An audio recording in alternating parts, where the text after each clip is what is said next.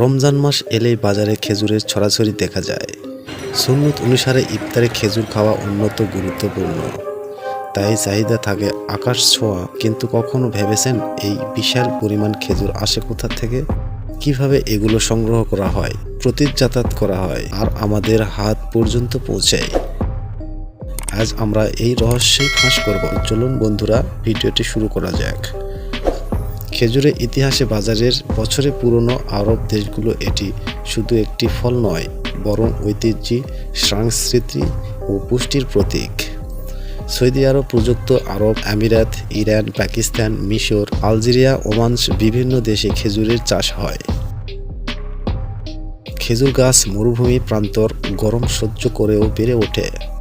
6 থেকে 7 বছর বয়স হলেই একটি গাছে ফল দিতে শুরু করে, আর প্রতিটি গাছ গড়ে 150 থেকে 300 কেজি পর্যন্ত একটি গাছ থেকে খেজুর উৎপন্ন করতে পারে। এখন প্রশ্ন হলো, এত খেজুর সংগ্রহ করা হয় কিভাবে? চলুন সেই গল্পে যাওয়া যাক। খেজুর পাড়ার কাজ মোটেও সহজ নয়।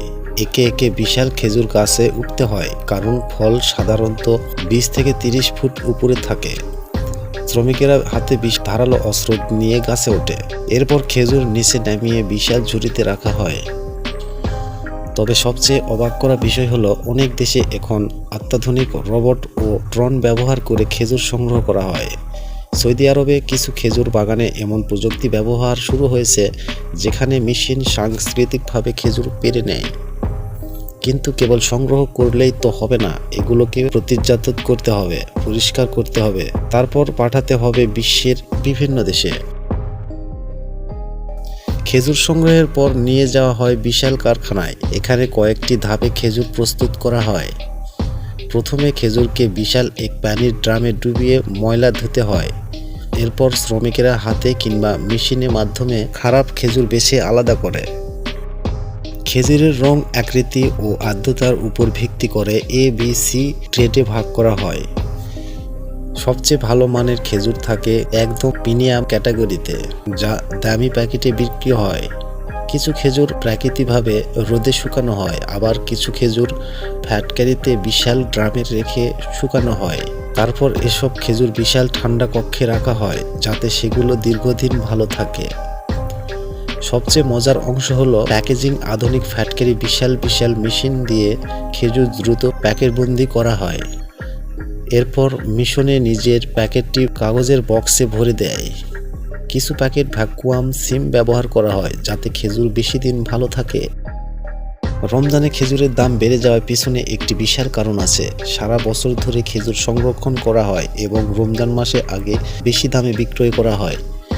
কিছু ব্যবসায়ী ইচ্ছাকৃতভাবে মজুত রেখে কৃত্রিম সংকট সৃষ্টি করে, যাতে দাম বাড়ে। আন্তর্জাতিক বাজারে খেজুরের চাহিদা বেড়ে যাওয়ার সরবরাহ কমে যায়, ফলে দামও বেশি হয়ে যায়। তবে ভালো খবর হলো, অনেক দেশে এখনও নিজেরাই খেজুরের চাষ শুরু করছে, যাতে বিদেশ থেকে আমদানির উপর নির্ভর করতে না হয়। আপনি যেসব খেজুর কিনেছেন সেগুলো কি আসলে ভালো কিনা, অবশ্যই আপনি এই ভিডিওতে জানতে পারবেন। বাজারে নানান রকম খেজুর পাওয়া যায়, কিন্তু সব খেজুরই কি নিরাপদ? কিছু অসাধু ব্যবহার নকল খেজুর বিক্রয় হয়। নকল বা নিয়মমানের খেজুর চেনার উপায়: খুব বেশি চকচকে খেজুর কিনবেন না, কারণ এতে কৃত্রিম কেমিক্যাল লাগানো হতে পারে। 2 নম্বর, খুব নরম বা আঠালো খেজুর রাসায়নিক থাকতে পারে।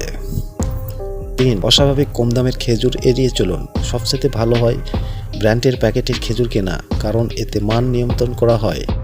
রমজানে আমরা যেসব খেজুর খাই সেগুলো পেছনে রয়েছে দীর্ঘ একটি প্রতিক্রিয়া। বাগান থেকে সংগ্রহ, বিশাল ফ্যাক্টরিতে প্রতিক্রিয়ার কারণ, আধুনিক মেশিন, প্যাকেজ এবং বিশ্বব্যাপী পরিবহন।